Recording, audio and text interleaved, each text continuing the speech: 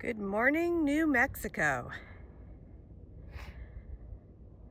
Right outside the Carlsbad Caverns National Park. We're inside.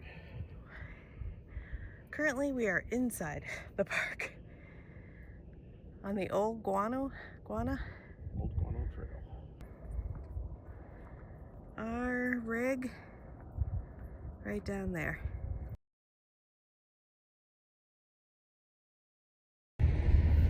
I'm not sure what lives in there.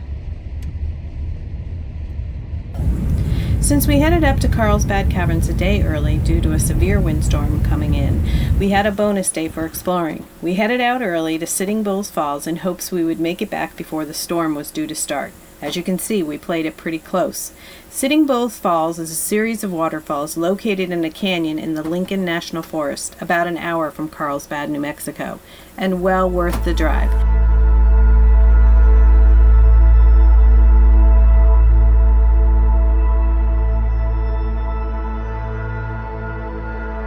Marching off to the natural entrance of Carlsbad Caverns.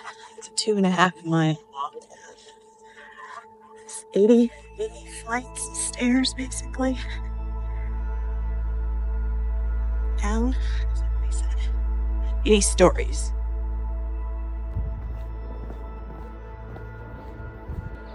Elizabeth Sheehan, this is for you.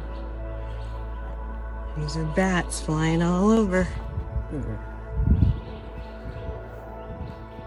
So cool. That's why I wore my hat.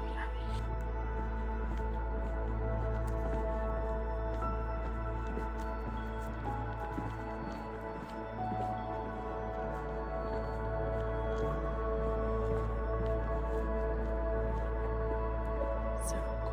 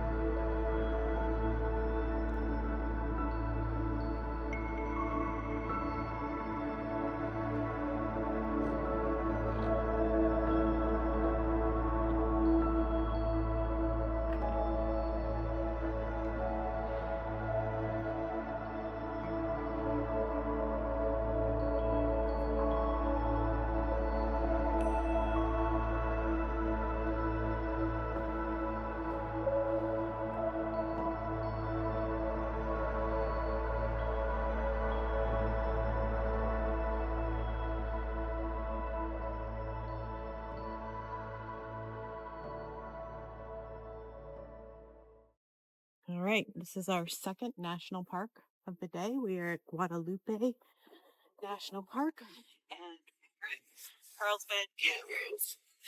And the wind and the dust is back.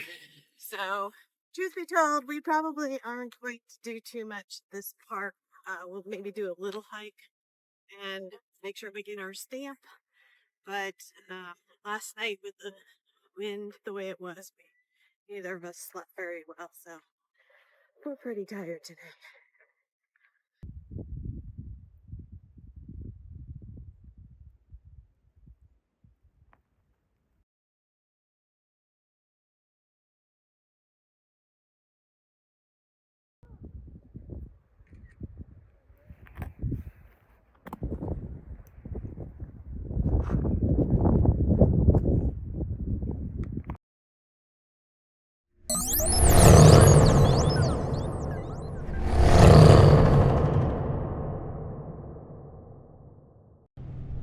Okay, so this is a special treat, little interview in the middle of our videoing.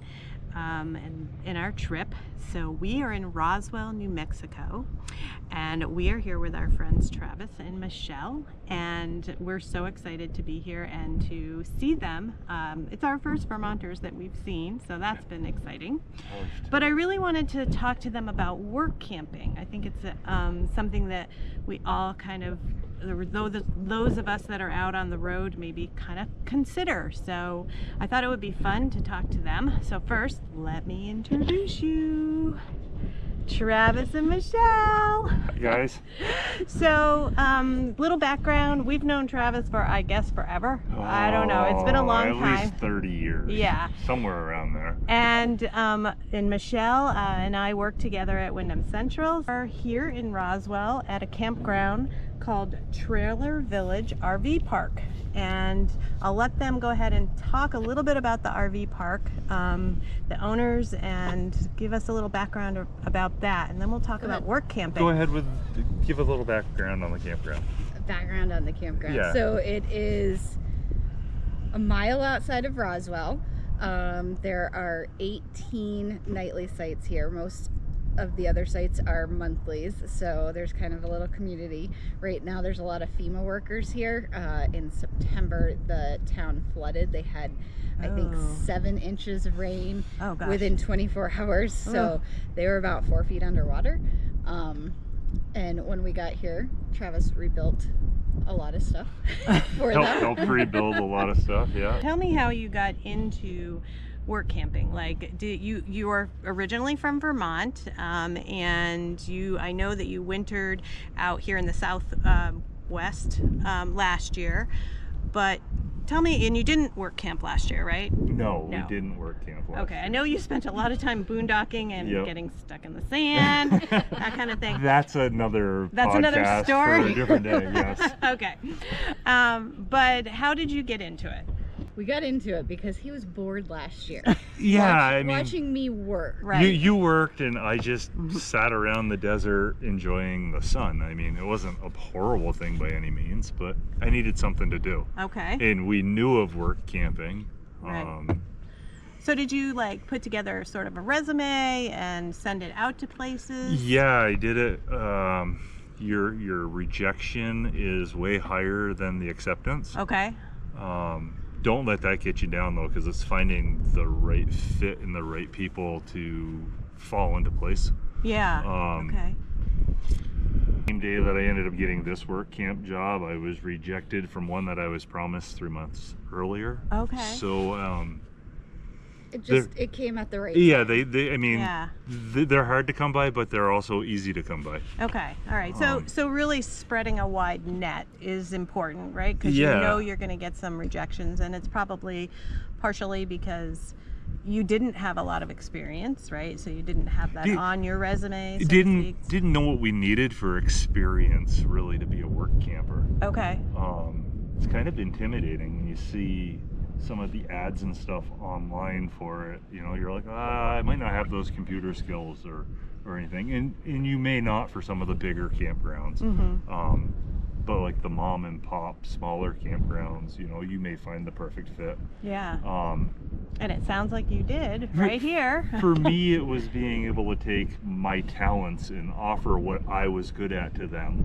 And it was something that they needed at the time. So, the work camp job fit really well.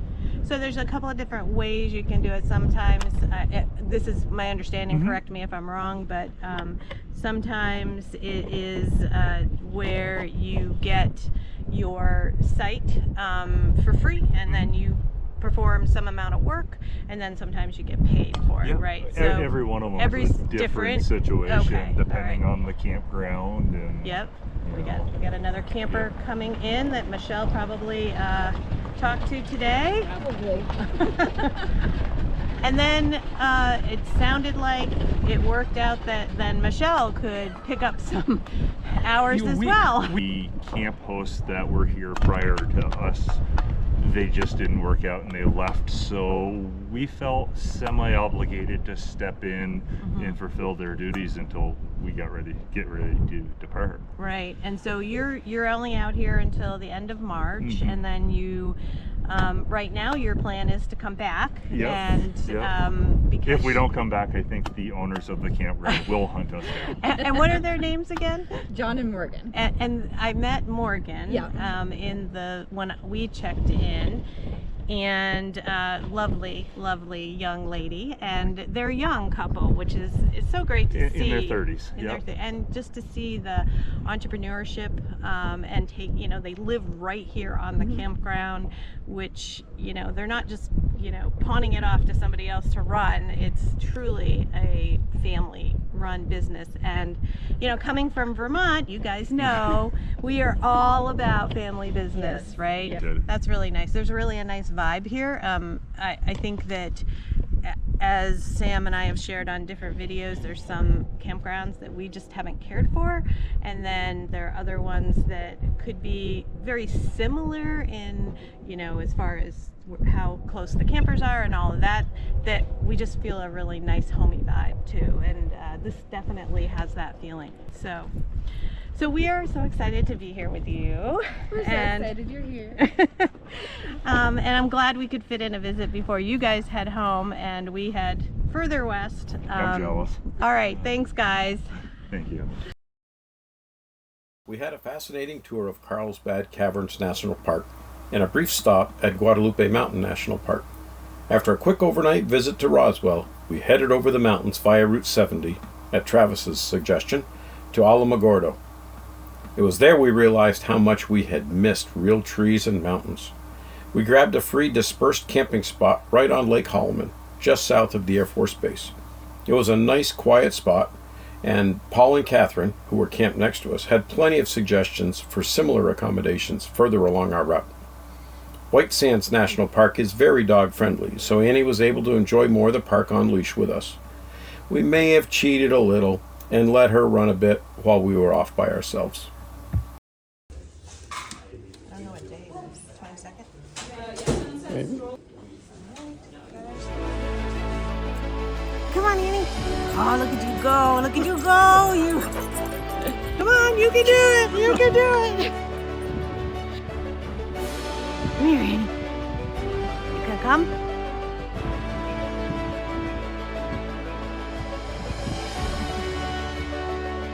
Come here. Annie, come on. Ah, yes, yes, yes, yes, yes, yes, yes. Go back to Papa.